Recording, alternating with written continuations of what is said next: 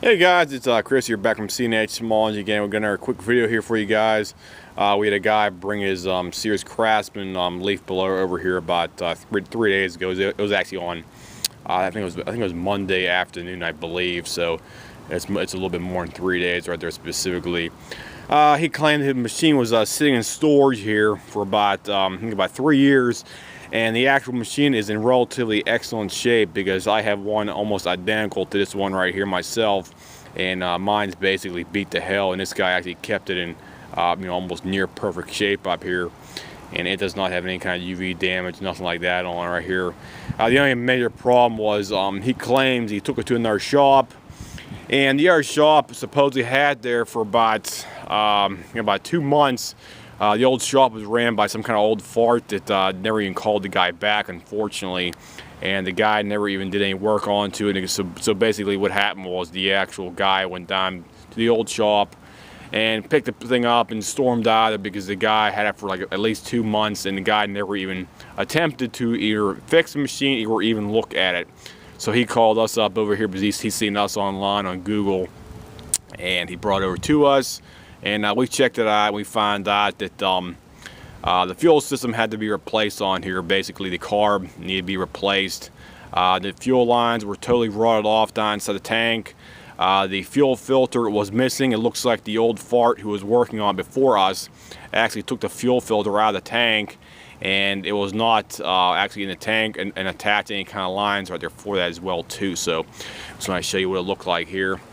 This is the typical Sears Craftsman newer design machine. It has the simple pull design for the actual recoil unit on this one right here.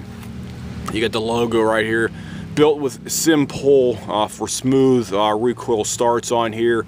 You have 200 miles per hour, 430 CFM, made by Sears Craftsman or AYP, pulling, whatever you want to call it right there, but it's basically a rebranded machine. And it's a 25cc gas blower right here. This is the 2-stroke. This is their nice and light 2-stroke, called residential light duty machine specifically. So this is for occasional use only. This is not a commercial application whatsoever for that. You also have your model number and information right here specifically for that as well too. Here's the information. Let me flip it around here and show you here for that. There we go. Let me get a better shot here for you. Let me see if I can zoom in here. There we go. Model number is 358-794-750. Emissions compliance period of 50 hours. Air index quality is number 3 on the scale. And this, I believe this is made in like 2009 because mine is almost identical. This is mine, and mine says like a 2008 on my actual identification tag. So this is slightly newer than mine. It's probably about a year newer. So here's the other side right here as well too. Your impeller unit cover right here as well too. You got a nice big cover right here, so you don't have get your fingers or something like that stuck down inside the impeller right there. This one does not have the actual metal teeth on the impeller. This is simply a vacuum portion right here. It does not have any metal teeth on the actual black impeller unit down there for that, because I believe they had that as an option on some of these machines, because mine it has it on there, but apparently they did away with it, I guess, on newer models. I don't know why, but mine has it on mine, but this one does not have it on this one. So I guess it may be a slight option on some machines out there. I really don't know. And here's the actual tube for the actual shaft assembly right here for your air gun portion right here. He also has a smaller adapter on the end right here too that I do not have on mine. This is like a quick adapter. It has a small narrowed end right here for the actual airflow right here too. And this simply comes off by engaging the 2 little notches right here they have on the bottom right here. You just simply rotate these things down here. If I can do it one-handed, but it probably won't let me do it, so it might be a little bit difficult. So there we go, sorry about that. And you just take it off like that, and you have 2 little nibs, 2 little tits stick up right here, and these nibs go right into the actual pieces right here where it engages against this locking mechanism right here for that. So you just put that back on, it locks in place. Plus your other locking piece is your actual bolt nut thing right down here. This tightens up on your actual tube right here as well. So you have a little clamp, and this torques it up on here, so it's relatively tight. And you also have your kill switch up on top right here. Kill switch is right here, and We'll give you another shot of the other side of the engine right here in the front. Here's your muffler assembly right here. Muffler assembly right in front right there. It has a relatively good muffler on here. No problems with the muffler. It is not clogged up whatsoever. Muffler is in excellent shape. It is not clogged up. There's no carbon buildup whatsoever in it. And the fuel lines are in excellent shape now. We replaced the carb, a new intake gasket on here. Got a brand new intake gasket, new carb lines. The tank was cleaned out twice in here because he had tons of debris all through that tank. And it was like little pieces of the actual fuel line was all busted off down inside. So we gave it a good thorough cleaning about at least twice in there. We sprayed it out with ether, brake cleaner, and gasoline for the third time on our for that. So it was completely flushed out, because anytime you got fuel contamination, you do not want any of that debris getting sucked up into the actual carb, because it does not matter if you have a brand new filter on there or not. But it's always a good idea to totally purge and put the thing together bone dry whenever you first put all new components back on the machine. And you always need to replace your intake air gasket right here on your actual carb, because these things, they can stick to the carb, they can stick to the intake manifold, your plastic intake block right here, because you have a plastic block right here that bolts to the engine's cylinder, and you have to replace these intake gaskets. I've seen other guys at our shops just simply put a new carb on there and they never replace the actual gasket right here. These gaskets are only about $6-7, so they're relatively cheap on this machine, and it's always a good idea to replace it. And do not ever give it back to a customer if you never actually replace it first on it, because these things are definitely a vital piece, because they keep the air from not being sucked from outside the carb. Because anytime you have air being sucked from outside the carb right here, it's going to upset your fuel ratio balance, and the machine is not going to run properly. It's not going to idle properly. You always got to replace your intake gasket behind the carb assembly as well too. And we always use Tygon fuel lines over here, because basically they're the best ones you can buy for aftermarket fuel lines right here. They are more expensive than the cheaper Chinese ones out there, but the only thing is they will last longer as long as you do not use bad gas that are primarily gas with a lot of water content in there, and these can tolerate a bit more water content than the typical Chinese clear fuel lines out there for that. So that's worth it a wise if you're ever going to be doing that yourself.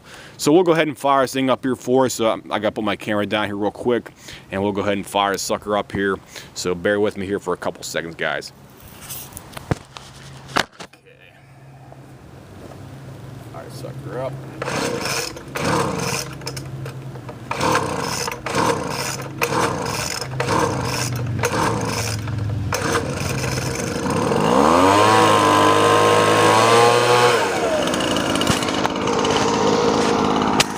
Okay, we've got it running here. It did take about 4 pulls to get it going here. Unfortunately, what happened was I had this thing upside down on here when I was showing you and it basically upset the fuel mixture ratio in there for that. So now it's running good. We'll go ahead and gun it up here for you.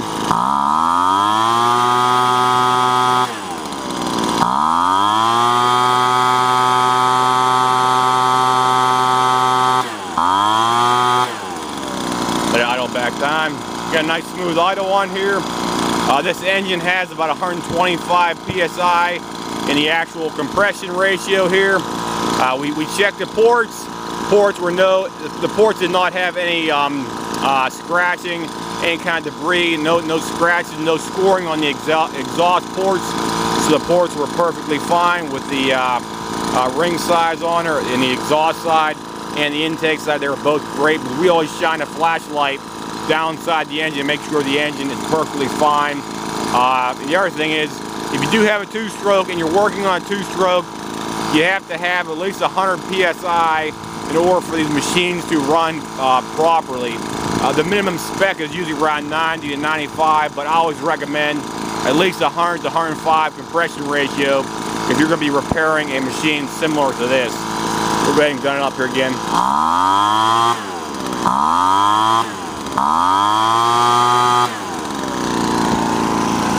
And the impeller's working good over here. The impeller sucks air from this side, and what it does is it acts sort of like a air compressor, or I should say a turbocharger on your car's engine, your truck out there.